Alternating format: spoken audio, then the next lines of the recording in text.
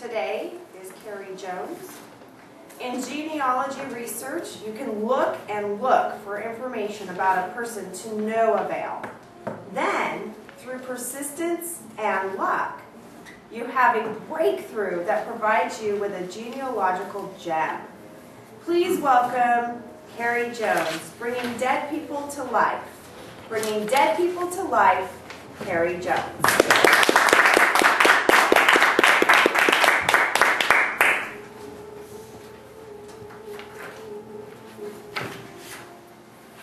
How do you bring dead people to life? Well, first you have to track them down. And I got news for you. Tracking down dead people really isn't all that easy. My mom's grandmother died before my mom was born, so she never knew her.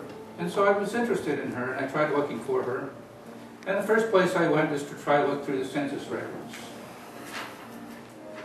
Well, I went over to the genealogy library in San Francisco and went through the 1880 census index.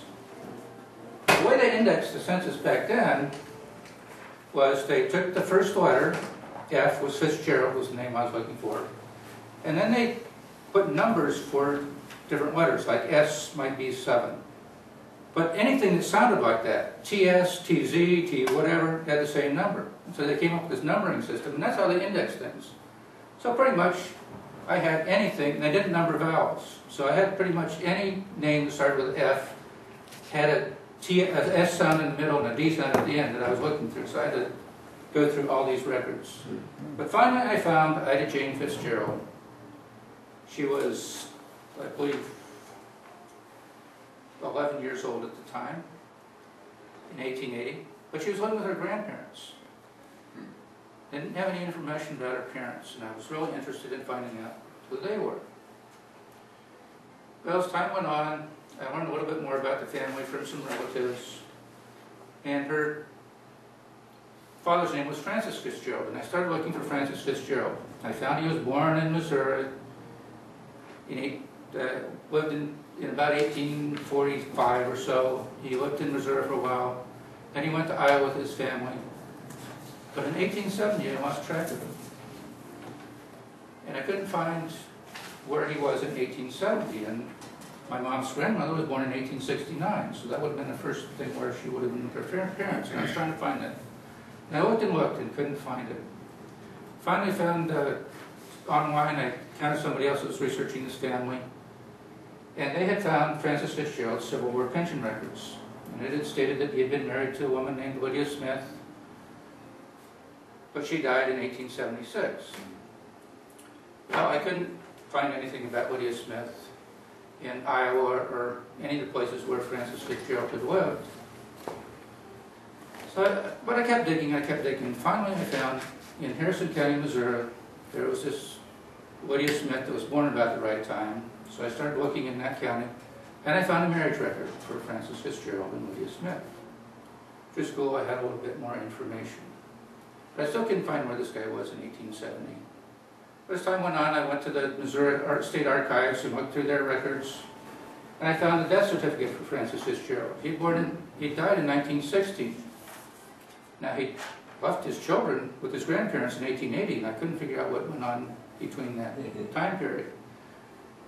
But this led on to some further research, and I found that he had remarried. I guess he left his children from his first wife with his grandparents, and they raised them, and then he went off to Missouri, Douglas County, Missouri, and married this other lady, and had 13 more kids. Well, one day we were going back to Kansas City to visit my wife's dad, and we decided that since Francis Fitzgerald from his death certificate was buried in Ava, Missouri, Kansas City is only 130 miles or so from there, we decided we'd drive down there and see if we could find his grave. So we went down there, we went to the county museum, and they had some records of cemeteries and who's buried where. And I found that Francis Fitzgerald was born in Wright Cemetery outside of Ava, Missouri. And then he gave us this little hand-drawn map that shows how to get that. You go out Highway 14 to County Road 555. and go down the road about a mile and there's the cemetery. So we thought, that sounds easy enough. So we drove out Highway 14, and we're driving along. We came County Road 556, thought, well, we're getting close, so we drove on a little bit further, 557. Well, figured it must be back the other way, so we drove back the other way. We never found any Highway County Road 555. We were getting a little frustrated, but as we drove by this house right here, we saw this woman outside tending to her garden, so we stopped and said, we're looking for Wright Cemetery. It's supposed to be on County Road 555. She says, I've never heard of that. I don't know where that is, but my grandpa would know. He's been around here forever. If you just drive down the road a mile or so and get down here, he lives in the first house on the right. So we took off to go look for her grandfather, but as we were driving down there, we saw this house here, and I saw this guy out on a tractor, so we drove over there, and I pulled up and asked him, says, hey, we're looking for County Road 555. I was, I don't know where that is. I never heard of that cemetery. So I'm pretty sure it's down this way. No, I know it's not down that way because the numbers aren't right.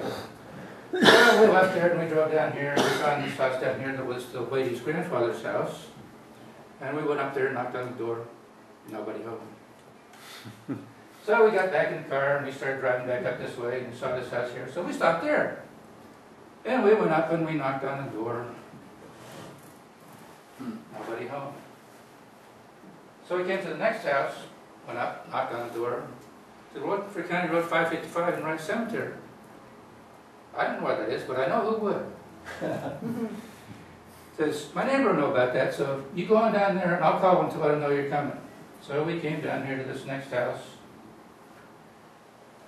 down to this house, and we drove up and knocked on the door, and so he says, oh yeah, that's right down there back of our property, but the gate's locked. It's owned by somebody else. He says, you might be able to go down through our property, but the road's probably too wet. So, but let me call the people on that property are in Springfield, and let me call them up and see what we can do.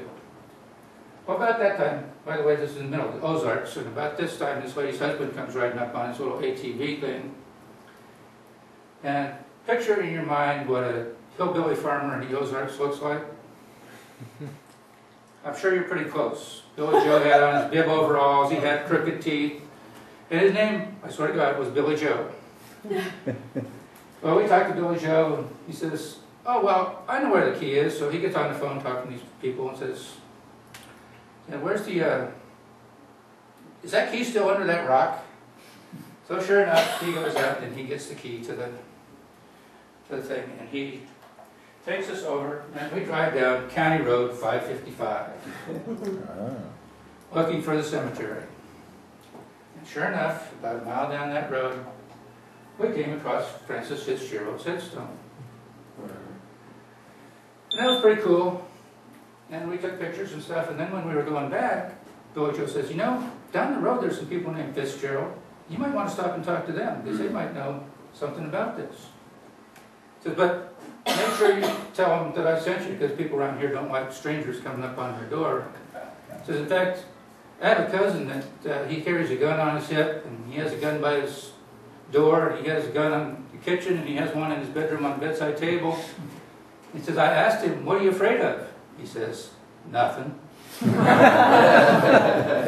Anyway, so we go down to this house where these Fitzgeralds live, and knock on the door. And sure enough, Irma and Stella are granddaughters of my great-great-grandfather. And so we get to talking to them, and said, well, you know, we have a picture. And they showed me this picture of my great-great-grandfather, Francis Fitzgerald, and his second wife. And that's how you find genealogical gems placed hanging in